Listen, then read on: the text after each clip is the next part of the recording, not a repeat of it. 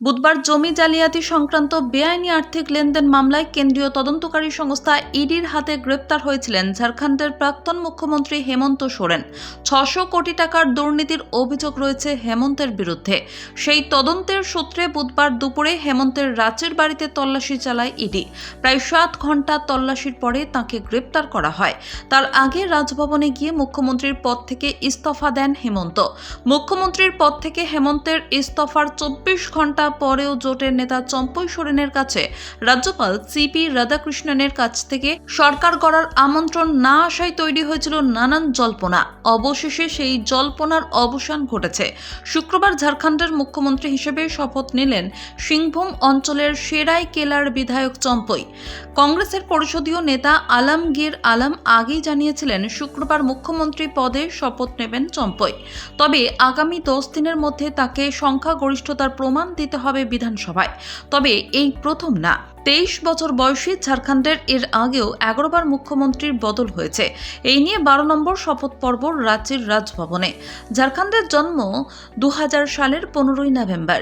সে অর্থে বেশিরভাগ রাজ্যের তুলনায় ঝাড়খণ্ড বয়সে নবীন প্রাকৃতিক সম্পদ সমৃদ্ধি হওয়া সত্ত্বেও এবং প্রচুর পুঁজি থাকা সত্ত্বেও ঝাড়খণ্ড রাজ্য তৈরির ২৩ বছর পরে উন্নয়নের মাপকাঠিতে খুব একটা এগোতে পারেনি সে রাজ্য। আর তার কারণ হিসেবে সে রাজ্যের রাজনৈতিক অস্থিরতাকেই দায়ী করছেন রাজনৈতিক বিশ্লেষকদের একাংশ। গত ২৩ বছরে ১২ জন মুখ্যমন্ত্রী বদলানোর পাশাপাশি ৩টি রাষ্ট্রপতির শাসনও দেখেছেন ঝাড়খণ্ডবাসী। উল্লেখযোগ্য যে ঝাড়খণ্ডের মুখ্যমন্ত্রী হিসেবে বিজেপির রঘুবর দাস ছাড়া আর কেউ ৫ বছরের মেয়াদ শেষ করতে পারেননি। ঝাড়খণ্ড রাজ্য তৈরি হওয়ার সময় সে রাজ্যের প্রথম মুখ্যমন্ত্রী হন বিজেপি নেতা বাবুলাল মারান্ডি। প্রায় ২.৫ বছর চলে বাবুলালের সরকার। তবে রাজ্যের ক্লাস ৩ এবং ক্লাস ৪ পদের চাকরি শুধুমাত্র রাজ্যের বাসিন্দাদের জন্য পাকাপাকি করার নীতি চালু নিয়ে বড়সড় অসন্তোষের মুখোমুখি হন। তাকে নিয়ে সমালোচনাও হয় বিস্তর।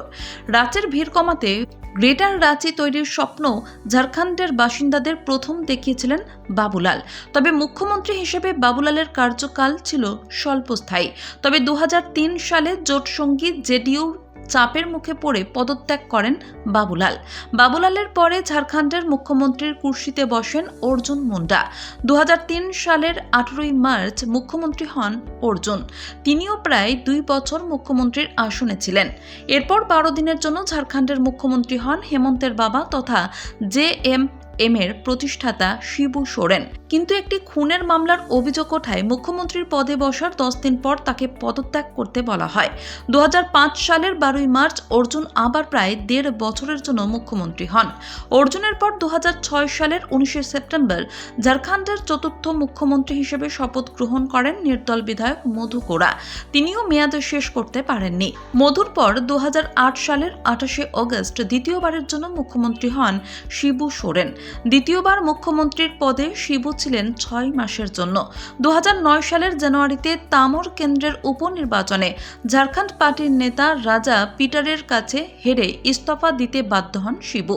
শিবুর ইস্তফার পর ১৯শে জানুয়ারি প্রথমবারের জন্য ঝাড়খণ্ডে রাষ্ট্রপতির শাসন জারি করা হয়েছিল।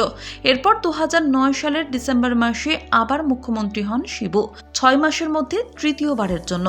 এরপর ২০১০ সালের ১ জুন আবার মুখ্যমন্ত্রী পদ থেকে সরে যান শিবু। দ্বিতীয়বারের জন্য রাষ্ট্রপতির শাসন জারি হয় সে রাজ্যে। এরপর ২০১০-এর ১১ই সেপ্টেম্বর বিজেপির অর্জুন তৃতীয়বারের মতো মুখ্যমন্ত্রী হন। কিন্তু সেবারেও মুখ্যমন্ত্রী পদে ৫ বারের মেয়াদ শেষ করতে পারেননি তিনি। ২.৫ বছর পরেই মুখ্যমন্ত্রীর পদ ছাড়তে হয়েছিল তাঁকে। অর্জুন মুখ্যমন্ত্রীর পদ থেকে সরার পর ২০১৩ সালের ১৮ই জানুয়ারি তৃতীয়বারের জন্য রাষ্ট্রপতির শাসন জারি হয় ঝাড়খণ্ডে। এরপর ২০১৩ সালের ১৩ই জুলাই প্রথমবারের জন্য মুখ্যমন্ত্রী হন শিবু পুত্র হেমন্ত। কিন্তু ১.৫ বছরের মধ্যে তাঁকেও সেই পদ থেকে সরতে হয়েছিল। ২০১৪ সালের ২৮শে ডিসেম্বর মাসে পূর্ণ সংখ্যাগরিষ্ঠতা নিয়ে সরকার গড়ে বিজেপি। কিন্তু হেরে যান অর্জুন। প্রথমবার ঝাড়খণ্ডের মুখ্যমন্ত্রীর পদ যায় অজনজাতি নেতা রঘুবর দাসের কাছে। তিনি ৫ বছরের মেয়াদ পূর্ণ করেছিলেন। তবে ২০১৯ সালে নির্বাচনে জেএমএম, কংগ্রেস এবং আরজেডির জোটের সরকার ক্ষমতায় আসে। দ্বিতীয়বারের জন্য মুখ্যমন্ত্রী হন হেমন্ত। তবে ইডির হাতে গ্রেপ্তারের পর তিনি ইস্তফা দিয়েছেন। নতুন মুখ্যমন্ত্রী হতে চলেছেন চম্পই। তিনি হলেন রাজ্যের 12তম মুখ্যমন্ত্রী। উল্লেখযোগ্য যে হেমন্ত প্রথম নন। ঝাড়খণ্ডেই দুর্নীতি মামলায় গ্রেপ্তার হয়েছিলেন আরও 2 প্রাক্তন মুখ্যমন্ত্রী, শিবু এবং মধু। ঘুষ নিয়ে কয়েকটি সংস্থাকে নিয়ম ভেঙে কয়লা ব্লকের বরাত পাইয়ে দেওয়া এবং সেই অর্থ বিদেশে পাচারের অভিযোগে 2009 সালের নভেম্বরে গ্রেপ্তার করা হয়েছিল মধুকে।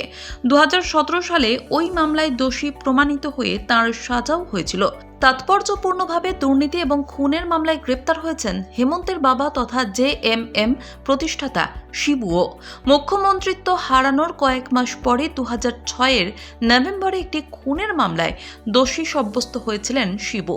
তিনি তখন কেন্দ্রে ইউপিএ সরকারের মন্ত্রী। ইস্তফা দিয়ে জেলে যেতে হয়েছিল তাঁকে। তার আগেই সাংসদ কেনাবেচার মামলাতেও গ্রেপ্তার হয়েছিলেন শিবু।